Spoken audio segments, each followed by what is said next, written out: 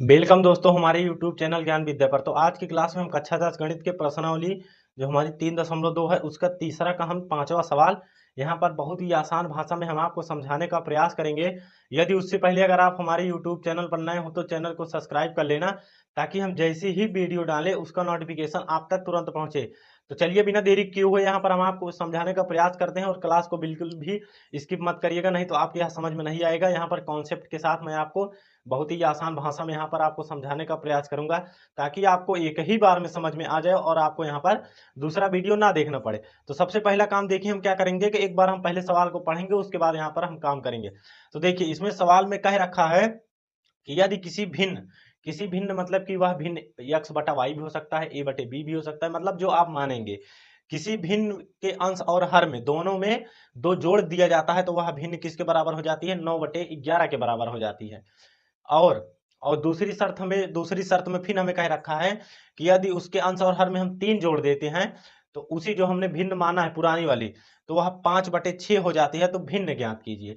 तो मतलब हमें x या y का मान यहाँ पर ज्ञात करना होगा। तो देखिए सबसे पहले हम यहाँ पर मानेंगे कि जो भिन्न हमें मानना है वो क्या मानना है यहाँ पर। तो यहाँ पर तीसरा का जो है हम पांचवा सवाल यहाँ पर देख रहे हैं। सबसे पहले मानेंगे माना माना अंश बराबर माना माना अंश भिन्न, यहां पर लिखेंगे भिन्न का अंश बराबर माना भिन्न माना भिन्न का अंश बराबर यक्स है, और हर बराबर भिन्न का हर, और यहाँ पर माना भिन्न का हर वाई तो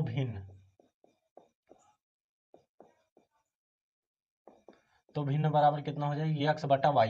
अब यहाँ पर आप चाहे ए और बी भी मान सकते हैं, तो हमारा बटा क्या हो जाएगा? ए बटे बी हो जाएगा। चाहे एक्स बटे वाई आप मान लीजिए, चाहे ए बटे बी मान लीजिए, या आप यहाँ पर कुछ और भी मान सकते हैं, एक्स वाई जेड, चाहे मतलब जो जो भी चर होगा आप उसे मान लेंगे। यहाँ पर तो भिन्न हो गया। अब इसी भिन्न में कह रहा है कि जो हमने यहाँ पर भिन्न मान लिया है, इसी भिन्न में इन्होंने कह रखा है कि यदि इसके अंश और हर में हम दो जोड़ देते हैं तो यह किसके बराबर हो जाती है? 9/11 के बराबर हो जाती है। मतलब कि प्रश्नानुसार। तो देखिए यहाँ पर जब आपको लिखने और लगाने का कॉन्सेप्ट यहाँ पर आ जाएगा, तो यहाँ पर इस प्रकार का चाहे जो भी सवाल आता है आप बहुत ही आसान भाषा में उसको लगा लेंगे, आपको कहीं भी दिक्कत नहीं होगी।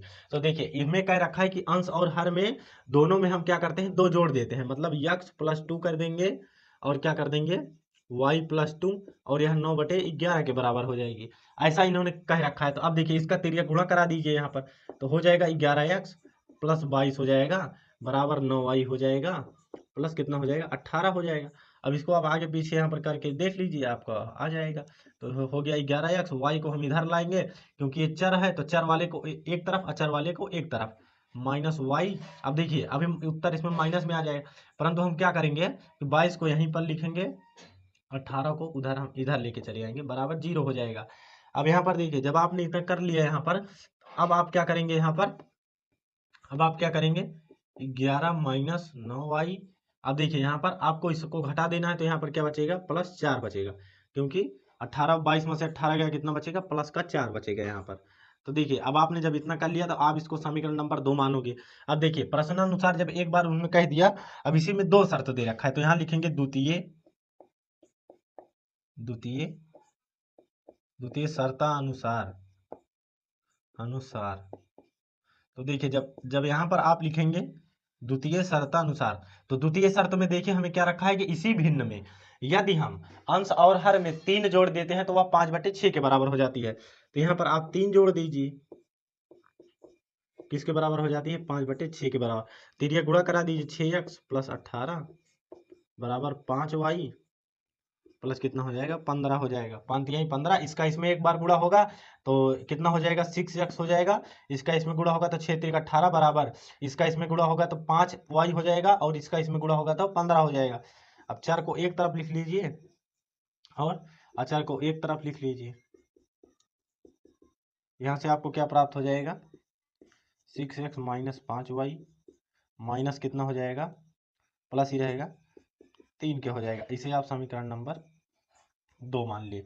अब देखिए समीकरण 1 और 2 में क्या करेंगे, हम यहाँ पर क्या करेंगे, इसमें हम जो है वो विलोपन विधि का प्रयोग करेंगे, क्योंकि आप विलोपन विधि जानते हैं। यदि आप विलोपन विधि को नहीं समझे तो मेरे यूट्यूब चैनल पर जाके देखना, वहां पर विलोपन और प्रतिस्थापन को मैंने बहुत ही आसान भाषा में समझाने का प्रयास किया है, तो वहां पर आप वहां देख सकते हैं। तो यहाँ पर विलोपन करने के लिए हम क्या करेंगे कि इसमें से समीकरण 1 और 2 में क्या करेंगे कि चाहे x और चाहे y का यहाँ पर हम मान क्या करेंगे, बराबर करेंगे, तो यहाँ पर कट जाएगा। तो देखिए जब इसमें हम बराबर करेंगे तो यहाँ पर देखिए हम ये वाला बराबर कर लेते हैं y वाला मान, तो यहाँ पर इसमें किससे गुणा करेंगे, इसमें हम गुणा करेंगे 5 से, और इसमें किससे गुणा करेंगे 9 से, तभी तो यहाँ पर बराबर होगा, तभी तो यहाँ पर कितना आएगा 45 आएगा, यहाँ भी 45 आ जाएगा, तो बराबर हो जाएगा। आप चाहे इस प्रकार लिख सकते हैं, या आप लिख सकते हैं कि समीकरण 1 में 5 से गुणा करने पर और समीकरण 2 में 9 से गुणा करने पर। तो यहाँ देखिए अब इसमें गुणा करेंगे तो यहाँ पर क्या हो जाएगा, 55x हो जाएगा माइनस 45y हो जाएगा, यहाँ पर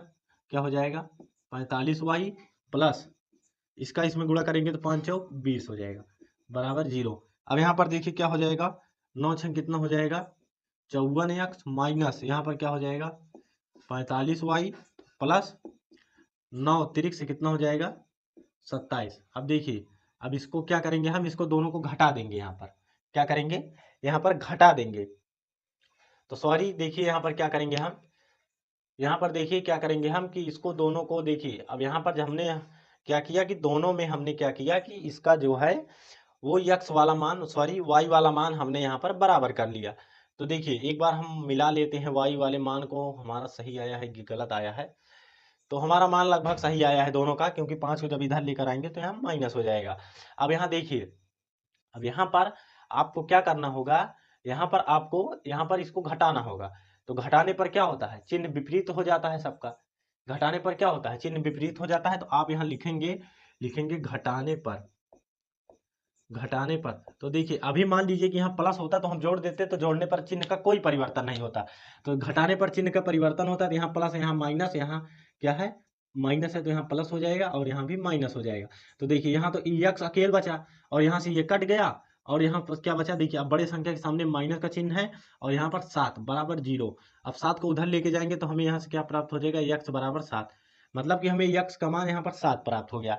अब देखिए आप क्या करेंगे कि इसी यक्स का मान आप चाहे जिस समीकरण में रख दीजिए, आपको तुरंत वहां से y का मान मिल जाएगा। तो हम समीकरण 1 में ही रख देते हैं, तो यहाँ से लिखेंगे यक्स का मान, यक्स का मान समीकरण 1 में रखने पर, यक्स का मान समीकरण समीकरण किस में रखने पर 1 में, समीकरण 1 में रखने पर, समीकरण 1 में रखने पर। अब देखिए अब x के स्थान पर आप क्या लिखेंगे 7, तो डायरेक्ट देखिए, डायरेक्ट नहीं करते हैं, एक लाइन लिख देते हैं, इसका इसके होगा माइनस इतना प्लस 4 बराबर 0। अब देखिए 11 सतह कितना हो जाएगा 77 माइनस 9y, इसको उधर लेके चले जाइए तो क्या हो जाएगा -4। अब देखिए यहाँ से क्या होगा -9y, क्या हो जाएगा -9y -4 -77, हो गया कि नहीं, हो गया कि नहीं। अब देखिए 77 में से आप 4 घटा देंगे, यहाँ पर माइनस, देखिए माइनस माइनस कितना हो जाएगा प्लस हो जाएगा, तो 77 प्लस 4 कितना हो जाएगा, कितना हो जाएगा 11 1 हासिल 81, तो यहाँ पर क्या हो जाएगा माइनस आपको 81 प्राप्त हो जाएगा, क्योंकि ये माइनस माइनस कितना हो जाएगा यहाँ पर प्लस हो जाएगा, तो यहाँ से 81, अब दोनों तरफ माइनस है तो माइनस कट जाएगा, y बराबर यहाँ से, तो यहाँ से क्या हो जाएगा y बराबर 9। तो देखिए हमें यहाँ से प्राप्त हो गया y बराबर 9 प्राप्त हो गया, और x बराबर यहाँ से 7 प्राप्त हो गया। अब आप लास्ट में लिखेंगे अतः, अतः भिन्न,